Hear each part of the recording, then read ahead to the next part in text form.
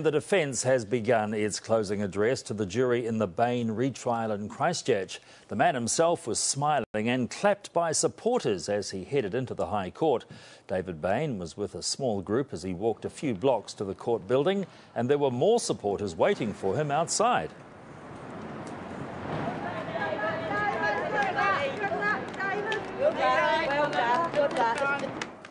He's accused of killing 5 members of his family at their Dunedin home 15 years ago this month.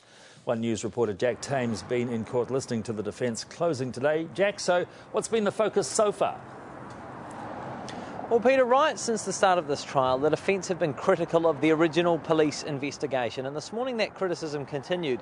David Bain's defence lawyer Michael Reid said blood samples which were taken from father Robin Bain's hands had been unnecessarily destroyed. He said if the samples had been kept and tested, they could have proved David Bain's innocence.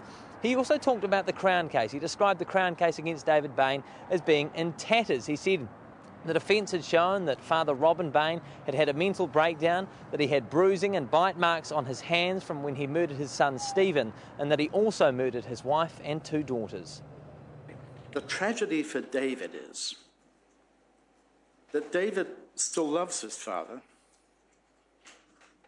He's not the father that David knew all those years. He's a man that suddenly flipped, something happened. The pressure became too much. We'll never know that. But on that dreadful night, Robin did flip. Robin did shoot the family. Jack, did the defence discuss the blood which was found on David Bain's clothes? Yes, Michael Reid said the bloodstains which were found on David Bain's T-shirt and his shorts were only light and that they'd been transferred when David Bain knelt down next to his brother's body. Michael Reid said that if David had been the murderer, he would have had blood on the top of his socks and more extensive blood soaking around the rest of his clothing. Now, Peter, the defence closing is continuing as we speak, and we're expecting that it'll last most of the day. But as always, we'll have full coverage of today's proceedings for you tonight on One News at 6. Thank you. That's Jack Tame there reporting live from Christchurch.